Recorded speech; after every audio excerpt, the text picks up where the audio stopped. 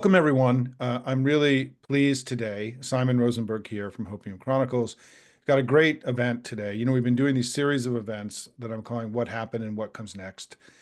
Today, we have the great Ben Wikler, who has been an important part of the Hopium family here over the last, since we began in March of 2023. Our very first communal project that we undertook was to support Ben in the effort to flip the Supreme Court race in spring of 2023. Ben was actually our first guest ever that we ever had in the history of Hopium when he spoke to us about the importance of that race. And so, Ben, welcome. We're really glad that you're with us today. Simon, it is great to be back with you and with this whole community. And if I may, Yeah. I just want to tell everyone here what an impact you have been part of and you have made in a state that is the most hotly contested state in this country, starting with that race. So can I just jump right Yeah, in? just go. All right. So spring of 2023, Republicans have a 4-3 majority on our state Supreme Court. Republicans came within one vote of overturning the 2020 election. They have banned drop boxes. The Supreme Court has rubber stamped the most extreme gerrymander in the country. And the Hopium community jumps in, the country, all across the country, friends and allies of democracy and freedom and opportunity for working folks jump in to support the work in that race. We face a wall of Republican money and we win. We win, not small, but big. Hundreds of thousands of people who've never voted in spring Supreme Court races in Wisconsin come out to vote. Tens of thousands who've never voted at all in Wisconsin come out and vote in that race. And Republicans freak out. They try to impeach our Supreme Court justice. We organize, fight back, stop them. And in August of 2023, we get a progressive majority in Wisconsin State Supreme Court, and that court strikes down the gerrymandered maps in Wisconsin. It restores access to drop boxes and different voting rights. Lower courts now have stalled the Wisconsin abortion ban and Act 10, the union busting law. Those topics might reach our state Supreme Court. We suddenly are going from a state that's totally rigged for right-wing control to a democracy. And then in 2024, with your help, we mobilized to win and fight up and down the ballot, a massive year-round permanent campaign, organizing and communicating in every community that understands what this community understands, which is that we need to be louder. We need to build an independent, progressive media ecosystem and an information space kind of shaping approach where a ton of voices are joining the chorus to make sure that it's not just Republicans narrating what's happening in our politics. So we had a national, big burst of Republican turnout this year, and we saw that in Wisconsin. And yet we also added votes for Harris relative to Biden. We came closest of any battleground state to winning, and the shift here was only a point and a half. But while that was happening, because we've been building this fight at every level of our government, we win our U.S. Senate race. Tammy Baldwin goes back for a third term in the U.S. Senate, and we flip 14 state legislative seats, which is the most in Wisconsin for at least 60 years, and I think the most for either party in the country in the state legislature in this election cycle. And you help make that happen. That, to me, is the model for what we can do nationally. It's paying attention to the races that the country is not tuned into in odd-numbered years in a way that sets the stage for huge wins for democracy when all the spotlights are on. And that's why I'm running for DNC chair, is to do exactly that. And right now in Wisconsin, we have a state Supreme Court race this April 1st, Susan Crawford versus far-right Brad Schimmel. We're organizing for that. There are races like that across the country. And if we can do this together, we can win a ton of those races that set the stage for huge gains for people who believe in democracy and freedom and opportunity for working folks across this country for the next 4 years and beyond. But I wanted to say thank you. Yeah, no, Ben, listen, I just want to touch on one thing that I think is important for folks to hear about and important for the chair's race that's coming up. Talk a little bit about strategy and this idea of this incremental building, cycle after cycle, election after election. You discussed the importance of the Supreme Court race, but going back to when you were elected chair a few years ago, how you have built systemically across now cycle after cycle, and how we may be able to learn from that as we approach the national discussion around the DNC and the future of the Democratic Party. Absolutely. This is the key thing, is that you can't just turn it on like a light switch right before an election and expect to be able to win, especially because when Republicans have control, they rig the rules to ensure that they will win even if voters don't like it. And we know that Trump is going to try to do nationally what Scott Walker and Republicans did in Wisconsin. gerrymandering and voter suppression and changing campaign finance laws to suit Republican donor base and defunding public education. And there's so many things that we are right there in Project 2025, union busting, that we can expect nationwide.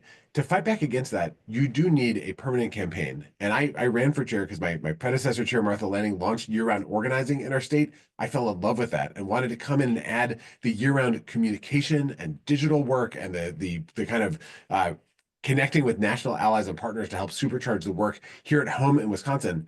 And when I look at the results of that, there have been so many moments Wisconsin could have fallen off a cliff because Republicans tried to push us off, and we've been able to fight back step by step. So now we have a real chance to be a Democratic trifecta state in 2026, fully unrig our state and become the kind of democracy where kids have the kind of opportunities every kid should have growing up, where working folks get a fair shake and have a voice, and where we have a thriving democracy that allows us to win in 28 and 2030 and then in the next decade.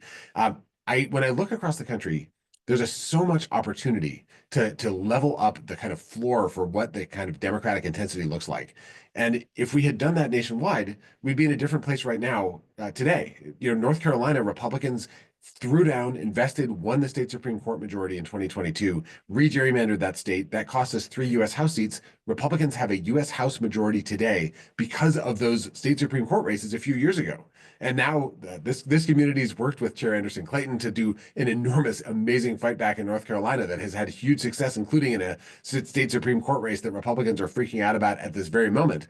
That kind of work that I know this community believes in so deeply, that is essential to the work going forward. It means having a strategy in every state, it's not just a 50 state strategy, it's 50 state strategies. In each place, you map out what are the fights that are going to have huge downstream consequences? What are this kind of supercharged organizing and communication infrastructure you need to win those fights? And then the national party is a partner with the state parties and the allies and elected officials and the organizing communities to be able to build that infrastructure and win those battles, even when the rest of the country hasn't caught on to the significance of those fights. If we do that, this really challenging moment where Republicans have taken over the federal government could become the seedbed for a great new era of progress and forward movement for this country, because we are tuned in and we know that this fight is not over and we're just gearing up. And I'm running for chair, and if DNC members are watching, I look forward to connecting with you again, because together we can do this. We can build a party that fights everywhere and wins up and down the ballot in a way that creates a huge change in the lives of working folks across this country. Well, and I think for viewers, what you should be excited about is that in January, there are going to be 4 forums for the DNC chairs race where the leading candidates are going to be able to debate and discuss these things. So you're going to get to see a lot of Ben in January. And Ben, how's it going? I mean, how's the race going? What's your sense of things? How are you approaching the forums that are coming up? I mean, talk a little bit about just the actual election itself to help people understand, because the vote is going to be on February 1st, right? It's very soon. It's just 6 weeks away. We'll have a new chair in 6 weeks, right? That's right. 47 days as of the moment we're recording this. There are 448 voting members of the Democratic National Committee. These are folks who have poured their hearts and souls into fighting for this party and fighting for the values of this party. Union leaders and union members, teachers and elected officials and candidates and people who work on campaigns and people who've made volunteering in their state party a core part of their life's work. It's just an amazing group of folks. They are looking for a chair that can carry the party forward, and every one of them has unique perspectives and a sense of what's happening in their state or with their national committee, what needs to happen going forward. So I've now called every single member of the DNC, and I'm making second and third calls to folks. I've connected with many, and we'll be talking to I hope everybody in the course of the next 6 weeks. And at the same time, there's a kind of a process with these forums, and then there's also media interviews and all the things that swirl around politics. All of that happens at the same time at lightning speed, as you well know. And so I think the key thing, this race is wide open. Most people are going to decide in January. They've been very clear with me about that. I think, the candidates might want to kind of project inevitability in this race. There's nothing sealed about the outcome of this race at all. And there's a real hunger for how do we get to that next level of intensity and focus? How do we unite the party, fight the fight at every level of government in every state, and then win a ton more elections? And my campaign slogan is unite, fight, win. I think that in January, we're going to see a lot of big a lot of kind of movement. It'll become much more public where different folks stand. And I think there's a real path for me to win this race and be the next DNC chair. And then the real work begins.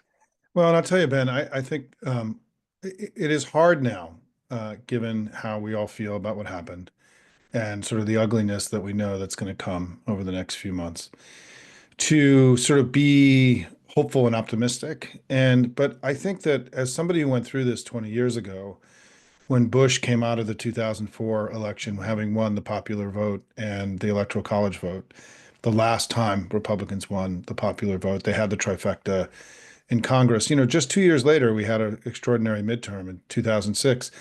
But what was more important was that there was this spirit of experimentation and reimagination and reinvention, and new organizations like the Democracy Alliance and Center for American Progress and Media Matters and America Votes sort of became institutionalized. There was a period where the party sort of let go with what it was doing and built the next thing. And I think that's what's so exciting about this moment, is that I think there's universal understanding now that we need to go build the next thing, and that what we had was insufficient for what we need to do. And now we need something better and more modern and new and different. And so we're actually entering this really, in some ways, an exciting period for us, terrifying, scary, worrisome, all those things also. But also, it's why, the spirit you're bringing to this, the kind of ideas that you have about how we're going to move forward. We're at the DNC, and my hope, and one of the reasons I'm going to be paying close attention to this race, is that I do think that one of the structural failures of our family is that we have underestimated or undersold the importance of the party infrastructure across the country, and that it's sort of been a thing that's been a secondary area of investment and not primary. And there's been all this other places where people have put their money. Will you just talk a little bit about that, as having been a state party chair, wanting to be national chairman, but also worked in the broad ecosystem, right, very effectively, what it means to a state like North Carolina, like Wisconsin, to have this muscular, strong, strategic state party fighting 24/7, 365, and what it would mean if we had a DNC that was like that?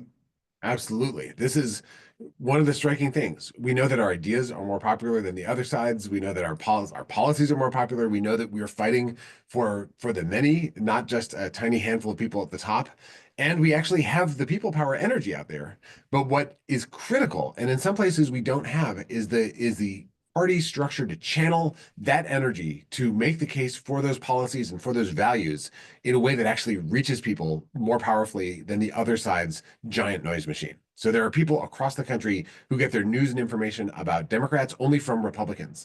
So much of the national conversation is narrated by people who want to divide us as a country in order to be able to rip everybody off. And a Democratic Party, when a Democratic Party is strong, it gives people who want to help somewhere they can go and something they can do that can actually move the needle and help win elections. And outside groups are critical, and a strong party actually makes it more possible for all the different organizations and candidates to connect to a broader structure that allows everyone's efforts to have a higher impact. It's not a dividing up the pie, it's actually how we enlarge the pie. The Democratic Party kind of provides a hub, a base of operations that then different people can do different elements of the work in a way that adds up to something bigger. And that's what we built in Wisconsin. We see the whole ecosystem as essential. We say to our staff, we're part of the broader fabric of this movement in our state. And it means that we are contesting hundreds of races a year, local races all the way up to the big national ones. It means that when we have a national campaign, they plug into an infrastructure that already exists on the ground. And so you can carry relationships forward that we've built over years of working shoulder to shoulder and side by side. And that is the opportunity we have nationwide. And there's a political scientist who describes out party innovation, that typically the party that is out of power has to do the most to come up with new ways of organizing and communicating and making a difference. This is our time. We are the out party right now with Republicans at the federal trifecta. So it's exactly like you're saying. This is our moment to think bigger and deeper about how we build something that adds up to much more than the sum of its parts. The Democratic Party has to be right at in the center of that fight, working arm in arm with the labor movement and with so many other parts of the movement to make a country that works for folks across race and ethnicity and gender and geography and generation. And if we do that, voters are going to see that we're fighting for them, and we're going to win a ton of elections. Thank you so Ben, much. I know you got to go. You're so busy right now, but listen, brother, good luck. congratulations on your remarkable success in Wisconsin. It's been an honor and a privilege to be part of your extended family, your big dysfunctional, crazy Democratic family there in Wisconsin. And hopefully, we will stay in touch with you as the chair's race evolves. Good luck, brother, and thank you for all that you do for all of us. Thank you so much, Simon, and thank you, Hopium community. Let's do this. Take care, everybody.